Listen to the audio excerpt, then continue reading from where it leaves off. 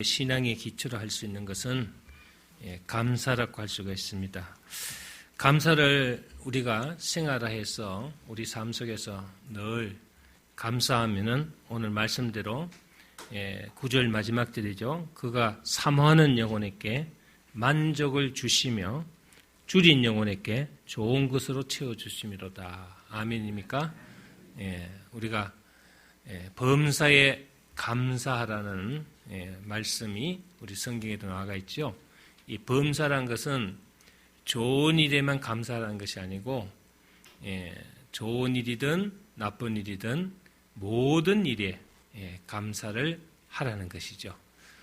오늘 우리 가족 친교 모임인데 날씨가 좀 안 좋습니다. 그러니까 아까 변소에 있는 데서 누가 날씨도 안 좋은데 무슨 가족 친교 모임이야.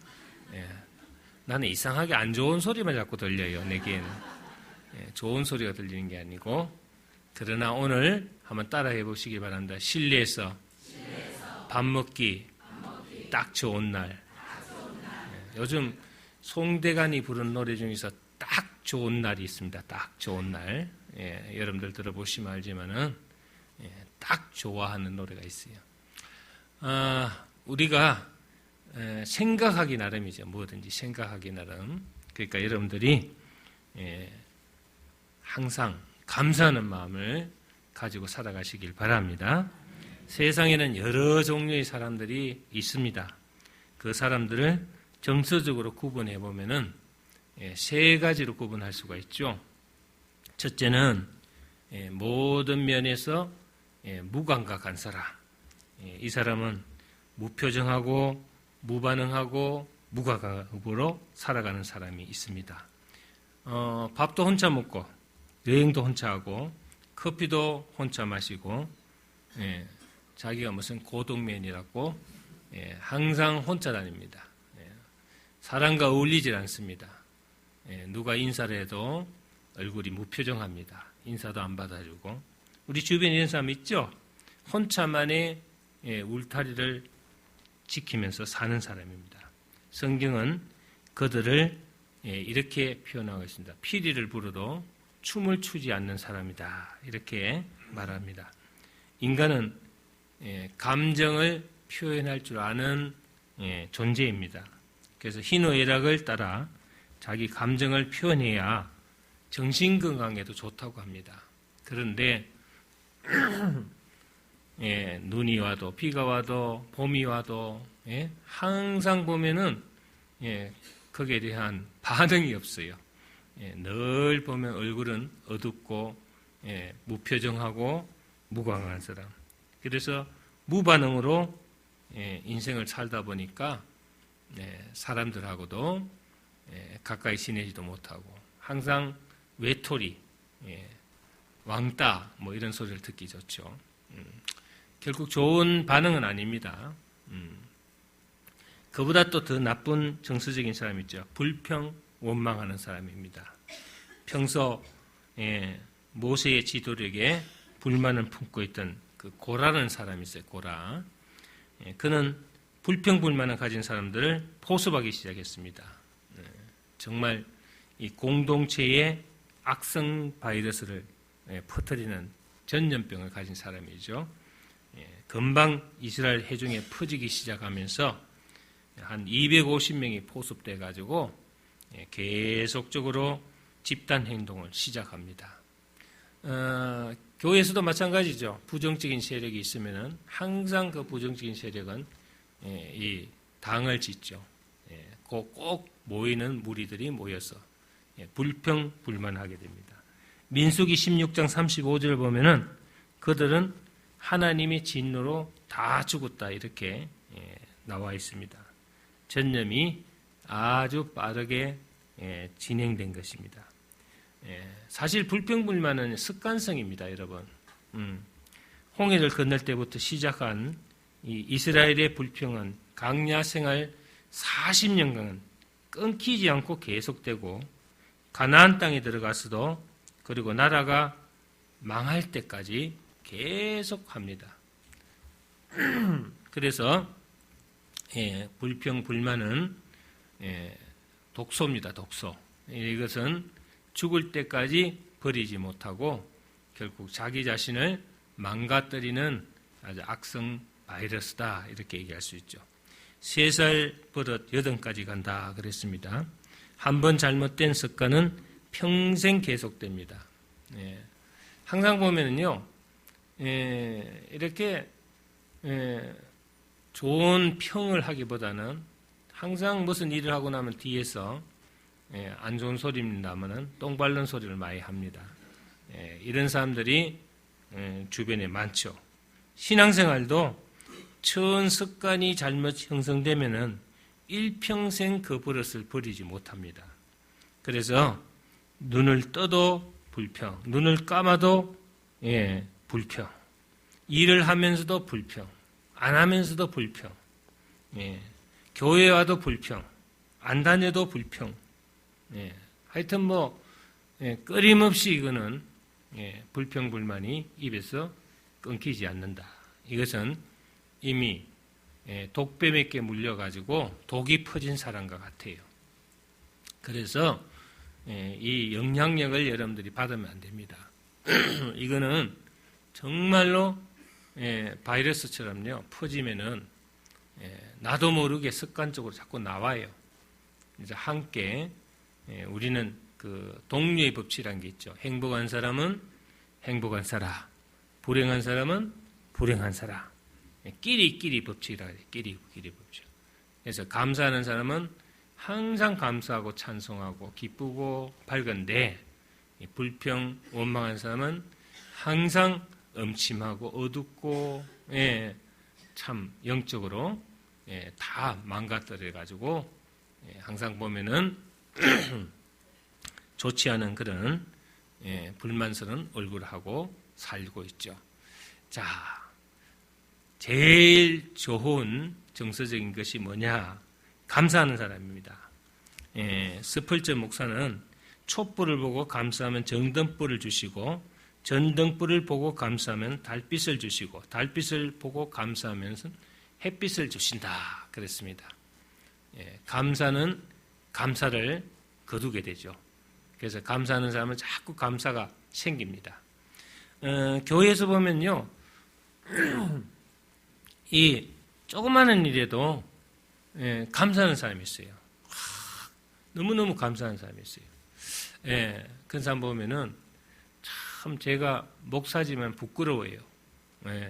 참 저 집사님은 언제나 얼굴이 밝고 감사하는 마음. 저분이 차라리 목회자가 되었으면은 나보다 10배, 100배는 더 잘할 것이다. 그런 생각이 드는 때가 있어요. 미안합니다. 오히려 감사하는 사람 보면은 참 왠지 보는 그 순간에 내 마음이 밝아지고 기쁘고 좋아요. 뭔가 얘기도 하고 싶고. 그래서 감사하는 자에게는 풍성한 뭐가 있다? 수확이 있다. 풍성한 수확, 열매가 있습니다. 1800년대에 미국의 유명한 그 설교가였던 헨리 워드바시라는 목사가 계셨는데 그 목사님이 한 유명한 얘기가 있어요. 그게 뭐냐? 배영만덕보다 견디기 어려운 것은 감사할 줄 모르는 마음이다. 이렇게 얘기했습니다. 사람은 정말 감사할 줄 알아야 돼요. 가끔 정말 그를 위해서 애쓰고 힘쓰고 정말 시간, 물질 다 바쳐가지고 도와줬지만은 그런 감사를 모르면요 마음이 굉장히 아픕니다. 꼭 배신당한 그런 기분을 느낄 때가 많습니다. 여러분들이 항상 감사하는 마음을 가져야 됐다. 이 감사란 말은요, 우리가 유카리스티아라는 말인데 이거는 예배행위라는 말입니다. 예배행위. 예배행위로 감사를 드린다는 히브리어입니다. 다시 말하면 감사는 곧 예배라는 것입니다. 예배가 뭡니까? 하나님께 드리는 의무이며 경배입니다. 예배는 드려도 안 드려도 되는 선택사항이 아닙니다. 반드시 피조물이라면 우리를 창조하신 하나님께 예배드린 것은 마땅합니다. 그렇기 때문에 여러분들이 감사가 예배 행위라면 감사 역시 해도 그만 안 해도 그만이 아닙니다. 반드시 감사를 해야 된다. 절대로 드려야 된다. 바울은 에베소서 5장 20절에서 항상 아버지께 감사한다 이렇게 얘기했습니다. 데살로니가전서 5장 18절에는 아까 말씀드린 대로 범사에 감사하라 이렇게 나옵니다. 여러분들이 좋은 일이든 나쁜 일이든 다 감사해야 된다. 청교도의 본사인 미국에서는요, 개업할 때도 감사하지만은 폐업할 때도 감사합니다. 우리나라 사람들의 특성이 뭐냐? 문 열 때는 감사한데 문 닫을 때는 절대 감사하지 않습니다. 폐업 예배를 한 번도 여기 와서 드려본 적이 없어요. 망했더라도 여러분들이 다음을 생각해서 폐업 예배를 하면은 그 다음에 하는 일은 잘 되게 돼 있어요. 그런데 변수 들어갈 때 하고 나올 때 하고 틀리는 것처럼 우리나라 국민성이 그런 것 같아요. 미국 사람들은 유종의 미를 잘 거다요. 여러분들 선거 보면 아시지만은 우리나라는 선거가 끝나도 선거 후에 서로 난투극이 더 심합니다.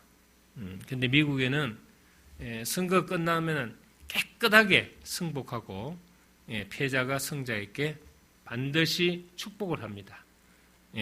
근데 어떤 그 김머시기라는 사람이 아주 좋지 않은 그런 하환을 하나 보냈더라고요. 패배한 사람에게 뭐라고 보냈냐? 패배를 축복합니다. 패배를 축하합니다. 욕설 파문으로 유명한 김머시기라는 사람이에요. 아시죠? 중간에 용자 들은 사람. 그런데 그 사람이요, 이번에 어쩌다가 국회의원에 당선됐어요. 자기 상대 여긴 사람한테 위로를 해야 될 거 아닙니까? 위로하고 이번에는 내가 어쩌다 이겼다. 다음에는 열심히 우리 하자. 그러면서 미안하다 이래야 되는데 당신의 패배를 축하한다는 거예요. 축하. 그런 하완을 보냈어요. 아주 이거는 아주 안 좋은 심리에서 나온 거죠. 절대 우리가 그렇게 해서는 안 되겠습니다. 상대를 상처받은 사람을 위로하고 격려하고 오히려 좋은 말로 따스히 품어줘야 되는데 오히려 그거를 비아냥거리는 그런 못된 습성을 가진 것이 있다. 우리가 하나님께 감사드릴 때 지켜야 할 원리가 있죠. 3가지입니다. 마음으로, 입으로, 다음에 뭡니까? 물질로. 할렐루야. 내가 이게 마음으로, 입으로만 얘기하면 여러분들 좋아하는데 뒤에 물질이라면 좀 얼굴이 좀 탁 그냥 굳어져요. 하나님께서 물질을 필요로 하지는 않습니다. 그러나 우리가 물질 영성해보면 알지만은 우리가 드리는 물질에 하나님 무엇을 보신다? 그 중심을 보십니다. 그래서 우리가 가장 소중히 여기는 물질, 내가 땀 흘리고 힘들이고 정말 내 생명과 같은 구리알 같은 물질이라고 하잖아요. 정말 그 물질은 여러분들이 가장 소중히 여기는 것이죠. 가장 소중히 여기는 것을 내가 드릴 수 있다는 것. 할렐루야. 그래서 우리 중심을 보신다는 겁니다. 즉 소유의식이 바로 하나님이냐 아니면은 내 소유의식이냐 하는 것을 우리 하나님 보시는 겁니다. 그래서 여러분들이 잘 알다시피 마태복음 6장 21절 보면 주님은 내 보물이 있는 그곳에 내 마음도 있느니라 그랬습니다. 우리가 입으로 마음으로 하지만은 그거를 표현하는 방법은 물질로 하는 겁니다. 여러분들이 입으로 잘하는 사람이 있어요. 마음으로 잘하는 사람이 있습니다. 그러나 물질은 전혀 안 하는 사람이 있어요. 아이고 목사님 수고하십니다. 목사님 애 많이 있었습니다. 감사합니다 하면서 1년 내내 가도 커피 한 잔 안 사준 사람이 있어요. 커피라도 한 잔 들고 와서 감사합니다. 그러면은 그래도 생커피 마시면서도 그래도 즐거워하는데 여러분들이 그냥 입으로만 하는 사람들, 또 마음으로만 해가 소용이 없습니다. 하나님 앞에 내가 가장 소중히 여기는 것을 옥합을 깨뜨려서 주님의 발 앞에 솟는 것처럼요. 여러분들이 이 물질을 잘 알아야 돼요. 그래서 우리가 하나님께서 우리가 그냥 물질을 내놔라 하면은 잘 안 내놓으니까 하나님이 조건부로 축복을 주셔요. 그래서 고린도후서 9장 10절에 보면은 하나님께서 구분해 주셨어요. 심을 씨앗과 먹을 씨앗을 따로 주신 거예요. 야, 요거는 네가 먹고 요거는 내한테 감사로 영광을 한번 나타내봐라 하고 줬어요. 근데 먹을 씨앗은 먹지만은 심을 씨앗은 반드시 심어야 되는데 그것까지 다 까먹어버리는 거예요. 생각 안 하고 그냥 있는 대로 그냥 다 먹어버리니까 평생 여러분들이 물질의 고통을 받고 시달리고 빚지고 살 수밖에 없다 이거죠. 하나님이 심을 아까 주신 그 씨앗은 여러분들이 하나님께 드려야 됩니다.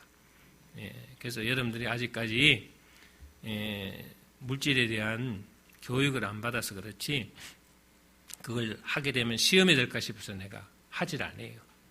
자동적으로 신앙이 성숙해지면은 성숙한 사람의 마음에서 나타나는 거기 때문에 성숙해지기를 기다리는 거예요. 여러분들 어릴 때는 부모에게 계속 요구만 하죠. 그게 어린 신앙이에요. 그러나 여러분들이 성숙해지고 이제 내가 장성해지면은 부모에게 효도를 합니다. 부모에게 용돈도 드리고 부모를 기쁘게 하기 위해서 여러 가지로 애를 쓰게 되죠. 성숙한 신앙이 있게 나타나는 것. 그래서 진리를 심고 의의 열매를 맺는 것이 바로 물질의 영성입니다. 심으면 심을수록 더 풍성해지는 것이 성경의 부유의 법칙이에요. 그래서 우리는 오늘 시편 107편에서 드러난 시인의 감사를 살펴봐야 되겠습니다. 시를 쓴 사람의 이름이 나와 있지는 않지만은 추천건데 이 시는 다윗의 시라고 저는 보고 있습니다. 자, 2절을 보면은 뭐라고 그랬어요? 여호와의 속량을 받은 자들은 이같이 말할지어다. 여호와께서 대적의 손에서 그들을 속량하사 그랬습니다. 자, 이 속량했다는 것은 뭡니까? 나를 구속하셨다. 나를 또 구원하셨다는 말과 똑같은 거죠. 6절에는 뭐라 그랬습니까? 근심 중에 여호와께 부르짖음에 그들의 고통에서 건지시고 그랬습니다. 그 본문 밑에 보면 13절 말씀 한번 13절. 이에 그들이 그 환난 중에 여호와께 부르짖음에 그들의 고통에서 구원하시고 19절 역시 부르짖음에 그 고통에서 구원하셨다. 또 28절에도 부르짖음에 그 고통에서 인도하여 다시 내셨다. 이렇게 나왔습니다. 여기서 부르짖음에 이거 기도함에 그러죠. 기도하니까 하나님께서 우리를 고통에서 건지셨다는 것을 다윗은 감사합니다. 우리는 때에 따라서 여러 가지 삶의 고통이 많이 따르죠. 여러 가지 문제가 많습니다. 삶의 문제가 내 문제가 아니라도 자식의 문제가 있을 것이고 또 부모, 형제, 친척의 문제가 있을 것이고 여러분들이 무슨 일을 하는데 여러 가지 방해 세력도 있을 것이고 사업하는데 물질의 고통도 있을 것입니다. 하여튼 부르짖었다는 것은 소리쳐 기도했다는 겁니다. 하나님께 부르짖었다는 것은 하나님을 기도 소리를 들으시고 응답하시는 인격의 존재로 믿었다는 겁니다. 태국에 가면은요, 우리 목사님이 다음 주에 이제 태국에 선교를 가는데, 저는 태국에 한번 가보니까요, 부처가 많더라고요. 태국은 불교 국가니까. 근데 부처도 종류가 여러 가지예요. 근데 세 가지로 압축할 수 있습니다.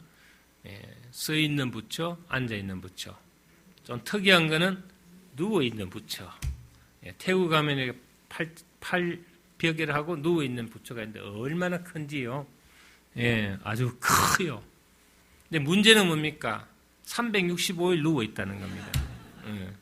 그게 10년, 100년 그대로 앉아 있고 서 있고 누워 있다는 겁니다. 그건 뭡니까? 움직이지 않는 사람이 만든 바로 그냥 그 자리에 있는 그냥 뭐라 그럽니까? 물체라고 할 수 있죠. 물체. 생명이 없어요. 근데 우리 하나님은 인격체입니다. 들으시고 보시고 응답하시고 구원하시고 인도하시고 행동하시고 지금도 이 자리에 와 계시고 역사하시는 하나님이십니다. 믿습니까? 그 하나님이 오늘도 여러분들을 인도하시고 구원하신다는 겁니다. 자, 이 사실을 시인은 감사하고 있는 거예요. 여러분들 삶에서 많은 고통에서 오늘도 역사하시고 건지신다는 것을 감사해야 되겠다. 믿습니까? 그래서 여러분들이 기도하라는 겁니다. 기도. 무슨 일이 있으면 걱정부터 하고 불안부터 하고 두려워하고 절망하고 좌절하고 할 게 아니고 지금 하나님이 역사하시는 하나님이기 때문에 구원하시는 것을 믿고 고통에서 건지신 하나님께 감사하라. 할렐루야. 9절을 보면 아주 중요한 말씀이 나옵니다. 그가 사모하는 영혼에게 뭘 주신다? 만족을 주시며 줄인 영혼에게 좋은 것으로 채워주십니다. 아멘입니까? 이 세상에 여러분들을 만족을 주는 것은 아무것도 없어요. 돈을 벌어도 더 더고요. 사람을 만나도 더 좋은 사람 만나기를 원하고요. 여러분들이 뭘 해도 집을 사도 더 좋은 집 갖기를 원하고 자동차를 사도 더 고급차를 사기를 원하고 무엇이든지 더입니다. 그렇죠? 그래서 시편 105편 37편을 보면은 그들을 인도하여 은금을 가지고 나오게 하셨다. 105편 40절 보면은요. 하늘 양식으로 그들을 만족케 하셨다. 그렇습니다. 하나님께서 애굽에서 나올 때 은과 금 보화를 가지게 나오게 하셨고 광야 생활 40년 동안에 만나와 메추라기를 내려주셨다는 것입니다. 그래서 하나님을 사모하는 영혼, 그 사모하는 영혼에게 만족을 주신다. 할렐루야. 그리고 줄인 영혼에게도 좋은 것으로 채워주신다. 하나님, 저는 부족하고 나약합니다. 강건하게 붙들어 주시고 채워주시옵소서.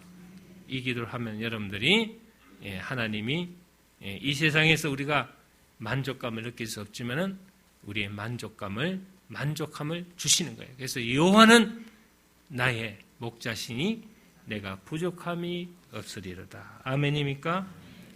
만족해 하시고 좋은 것으로 채워주신 것을 감사한다는 얘기입니다. 여러분, 우리도 감사의 조건을 찾아야 합니다.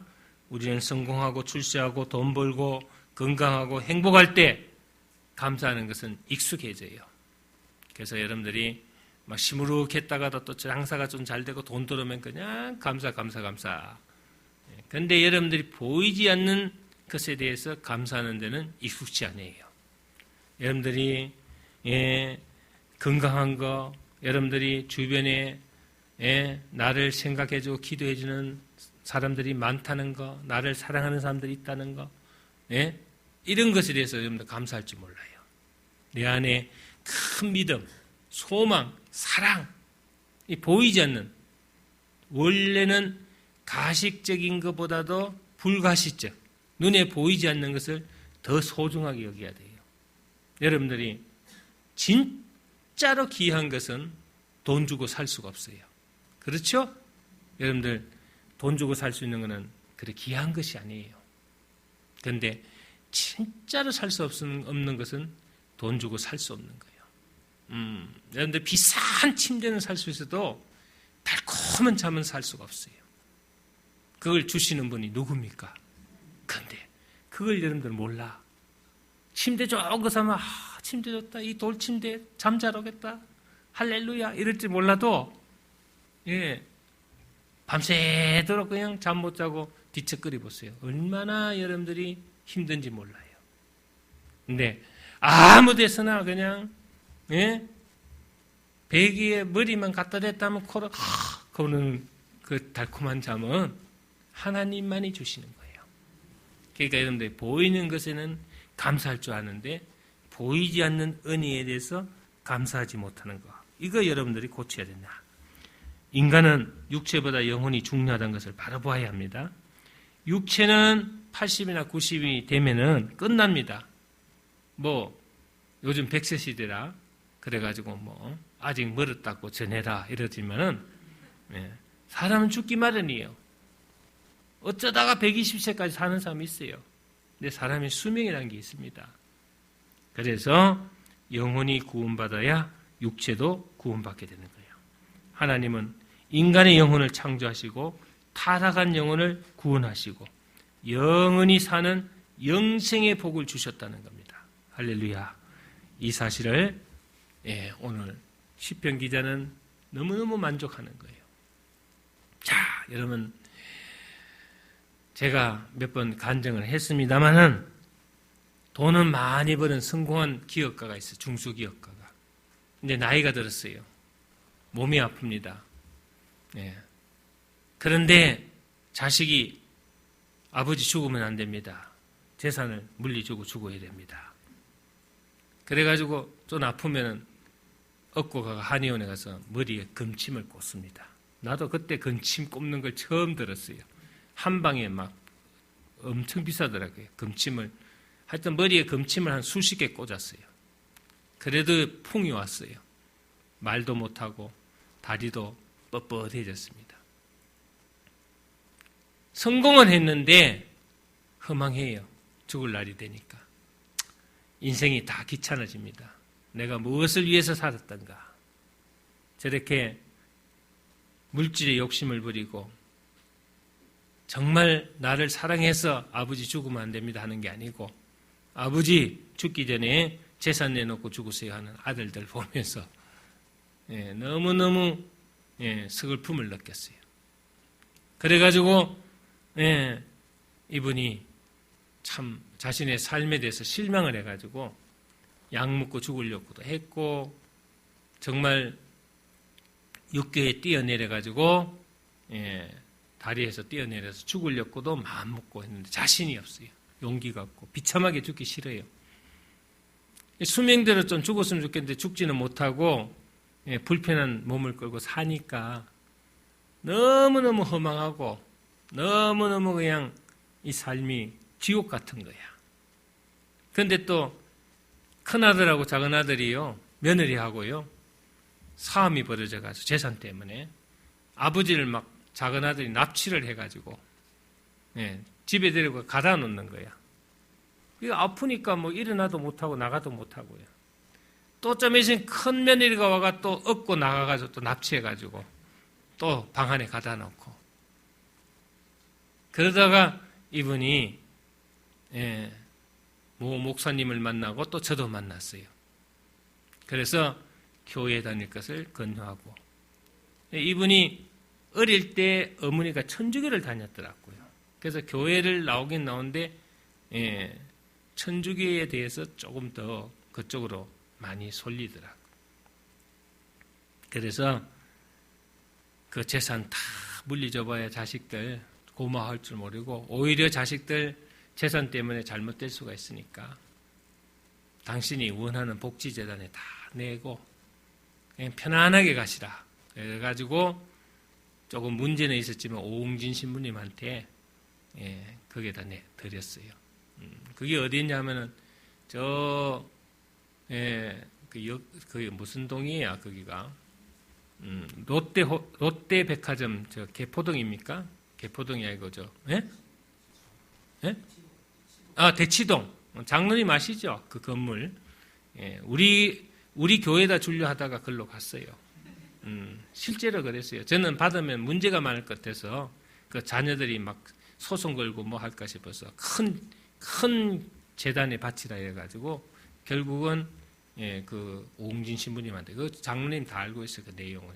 그래가지고 그분이 오웅진 신부님한테 가서 그 건물을 드렸는데 바로 그 대치동 롯데백화점 맞은편에 있는 학원 건물이에요.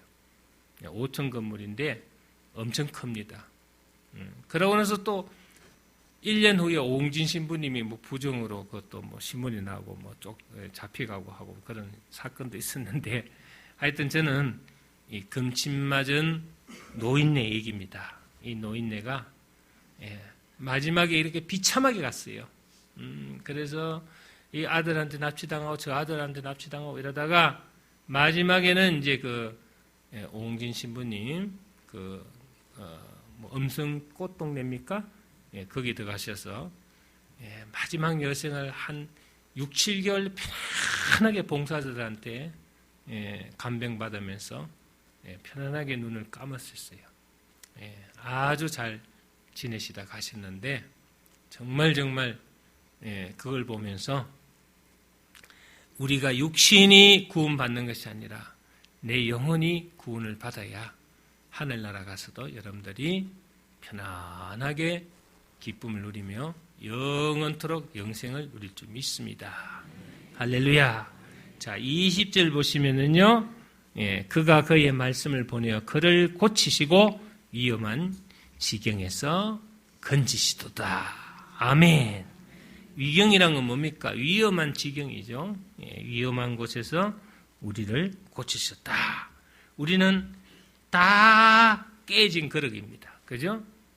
그렇기 때문에 고린도서 5장 17절에 보면 그런즉 누구든지 그리스도 안에 있으면 새로운 피조물이라. 이전의 것은 지나갔으니 보라 새 것이 되었도다 그랬습니다. 우리는 깨진 그릇은 쓸 수가 없어요. 그런데 사람은 깨져야 됩니다. 그죠? 사람은 새롭게 변화돼야 되죠. 예수님 십자가 보혈이 나를 용서하시고 씻어주시고 또 구원하셨고 새 사람으로 만들어준 것입니다. 여러분, 감사가 없는 인생은 삭막합니다. 고독하고 힘겹습니다. 그러나 감사하면 기쁘고 감격스럽고 삶에 윤기가 돕니다. 감사도 불평불만처럼 전전성이 강합니다. 불평불만만큼은 안 강하지만은 그래도 감사도 전전성이 강하죠. 감사하는 사람과 교제하면 또 사귀면은 자연히 여러분들 삶이 감사로 넘치고 아주 풍성해집니다. 할렐루야. 그래서 눈만 뜨면 불평하는 사람이 있지만은 눈만 뜨면 또 감사하는 사람이 있어요. 할렐루야. 제가 교회 일꾼을 뽑는데 가만 보니까 똑같은 조건에서 막 계속 이왕 말한 것 다시 한번 얘기하겠습니다. 똥 밟는 소리 하는 사람이나 여러분들이 계속 그냥 감사하다 하는 사람하고 누굴 쓰겠어요? 후자를 쓰겠죠. 그래요. 여러분들이 우리 교회에 신학생들도 많고 전도사님도 많고 목사님도 계시고 하지만은 하나님이 우리를 뽑을 때 밝고 맑고 감사한 사람을 뽑겠습니까? 어둡고 맨날 불평한 사람을 뽑겠어요. 그렇죠? 그렇습니다. 예전에 제가 벨리 제1장로교회라는 이민교회에서 교육 목사로 있을 때 목사님 5분 계시고 전도사님 3분 계셨어요. 교육자. 그 중에서 나만 그 다음 해에 임명을 못 받고 떨어졌어요. 그래서 막 화가 나가지고 막 그냥 담임 목사님한테 당회장실을 쳐들어가가지고 목사님한테 그냥 확 해댔어요. 그러니까 왜 나만 뺐냐, 이유를 모르겠냐 그러더라고요. 모르겠다 그러니까 지금 하는 행위가 바로 그것 때문에 네가 떨어진 거야. 네 성질이 그래서 지금 너가 떨어진 거다. 그래요. 제가 욱하는 게 있어가지고 그 욱하는 것 때문에 손해를 많이 봤어요. 그 여러분들이 항상 여러분들이 감사해야 되겠죠? 어떤 장로님이 무당을 만나서 이런 얘기를 주고받았습니다. 당신은 이 사람 저 사람이 찾아왔어. 구슬하는데 굿하면서 가져다 주는 그 돈으로 먹고 살면서 왜 감사를 안 합니까? 그랬어요. 그러니까 무당이 장로님한테 모르는 소리 좀 하지 마라 그래. 왜요? 그러니까 우리는 감사를 할 수 없다 그러더래요. 왜냐? 그러니까 감사를 하면은 모시는 신이 떠나버린대요. 귀신은 감사가 없어요. 그죠? 귀신은 감사가 없어요. 그래서 귀신 섬기는 사람들은 감사를 안 합니다. 감사라 하지 않습니다. 그거는. 근데 우리는 감사를 해야 돼요. 할렐루야. 여러분 감사의 세계에 살고 있기 때문에 귀신은 절대 감사를 못하게 합니다. 귀신이 지배하는 세계, 마귀가 다스리는 세계에서는 이 감사를 하지 못하게 해요. 그러나 하나님 세계는 감사의 세계예요. 할렐루야. 그래서 여러분들이 신앙의 기초는 감사입니다. 감사. 감사를 잘하는 사람이 신앙의 성숙함을 가지고 있는 겁니다. 이런 사람이 건강하고 무엇을 해도 형통할 줄 믿습니다. 물가에 심겨 나무처럼 365일 열매를 맺을 수가 있습니다. 감사를 회복합시다. 감사를 생활합시다. 할렐루야. 감사하고 감사의 열매를 맺으시기를 주의 이름으로 축원합니다. 옆 사람한테 한번 손잡고 환하게 웃으면서 우리 감사합시다. 감사의 열매를 맺읍시다. 잠시 기도합니다.